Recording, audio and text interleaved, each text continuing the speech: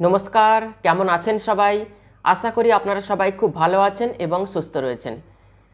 18ই জুলাই 2025 শুক্রবার, এই দিন শুরু হচ্ছে শ্রাবণ মাস।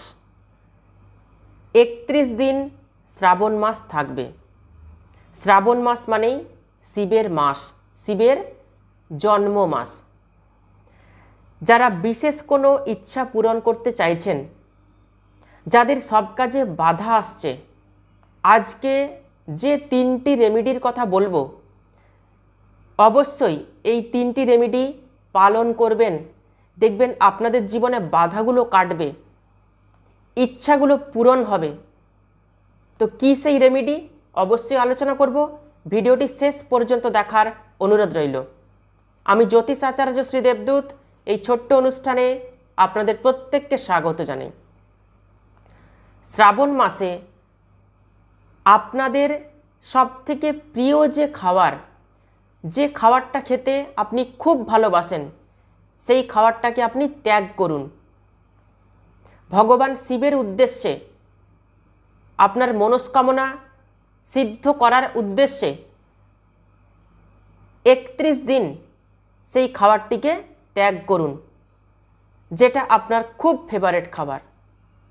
18ই জুলাই 2025 থেকে শ্রাবণ মাস পড়ছে, সেদিন শুক্রবার রয়েছে। এই দিন থেকেই 31 দিন, টানা 31 দিন এই উপায়টি করবেন। এখন যে উপায়টি বলতে চলেছি, একটি কাঁচের গ্লাস নেবেন। কাঁচের গ্লাসের মধ্যে 3/4 জল ভর্তি করবেন। তার মধ্যে একটি বেলপাতা দেবেন।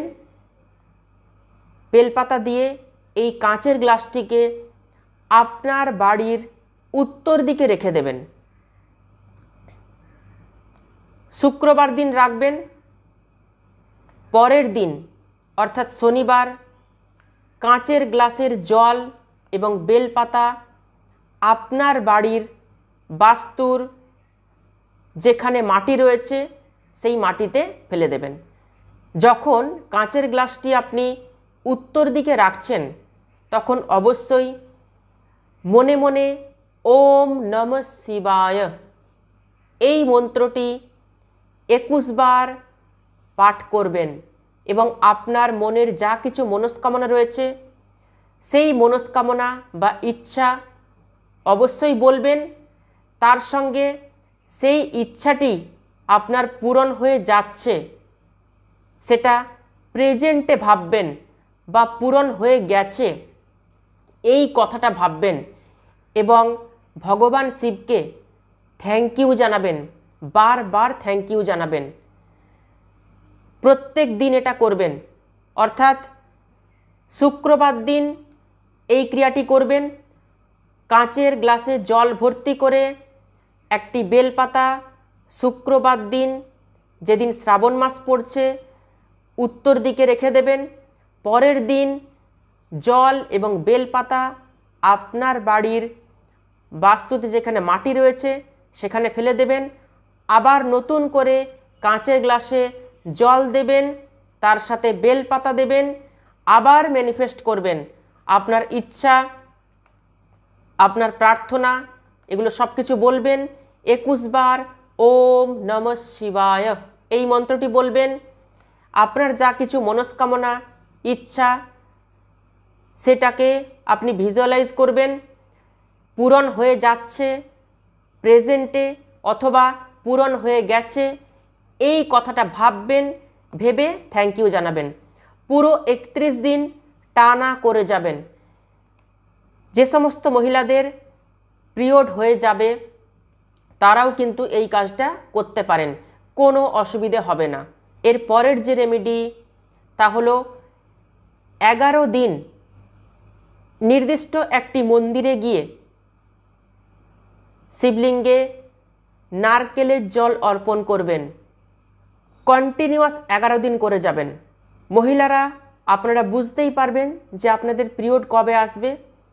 পিরিয়ডের দিন বাদ দিয়ে আপনারা কন্টিনিউয়াস 11 দিন করবেন, অর্থাৎ 31 দিন শ্রাবণ মাসের রয়েছে, 11 দিন করতে হবে। প্রত্যেক দিন একটি করে নারকেল মন্দিরে নিয়ে যাবেন, সেই নারকেলের জল দিয়ে শিবলিঙ্গ অভিষেক করবেন। আজকে এক মন্দিরে, পরশুদিন আরেক মন্দিরে, এরকম কিন্তু করবেন না। প্রত্যেক দিন একটি মন্দিরেই যাবেন, মন্দির কিন্তু পরিবর্তন করবেন না। এবং আপনাদের যা কিছু মনস্কামনা, সেই মনস্কামনা এবং প্রার্থনা শিবকে অবশ্যই জানিয়ে আসবেন। দেখবেন আপনাদের মনস্কামনা পূরণ হবে খুব চটজলদি। তৃতীয় যে উপায়, অর্থাৎ তৃতীয় যে রেমেডি, এই রেমেডি 21 দিন করে যাবেন। 21 দিন অথবা 11 দিনও করতে পারেন। কি করবেন? একটি নিখুঁত বেলপাতা নেবেন। বেলপাতার মধ্যে 3টি পাতা রয়েছে। আপনার ডান হাতের অনামিকা আঙুল দিয়ে 3টি পাতাতেই সাদা চন্দন দিয়ে ওম লিখবেন।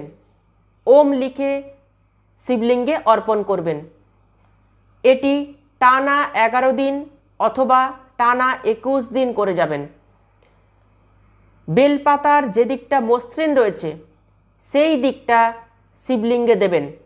অনেকেই ভুল করেন, বেলপাতার যে খসখসে দিকটা রয়েছে, অমসৃণ দিকটা রয়েছে, সেই অংশটা শিবলিঙ্গে দেন। এটা কিন্তু ভুল। যেই অংশ বেলপাতার মসৃণ রয়েছে সেই মসৃণ দিকটা শিবলিঙ্গে দেবেন। এই কাজটি টানা 11 দিন করবেন। আপনার বাড়ির ঠাকুরঘরেও এই কাজটি করতে পারেন অথবা নির্দিষ্ট যে কোনো একটি মন্দিরেও এই কাজটি করতে পারেন। আপনাদের মনস্কামনা খুব চটজলদি পূরণ হবে। কাজগুলি করে দেখুন। শ্রাবণ মাসের যে উপায়গুলি বললাম, এই উপায়গুলির মধ্যে যে কোনো 2টি উপায় আপনারা অবশ্যই করবেন। আপনাদের মনস্কামনা পূরণ হবে এবং আপনাদের জীবনের বাধাগুলো কিন্তু কাটবে। সবাই খুব ভালো থাকবেন, সুস্থ থাকবেন, আর যত পারবেন অবশ্যই ভিডিওটি শেয়ার করবেন। অসংখ্য ধন্যবাদ।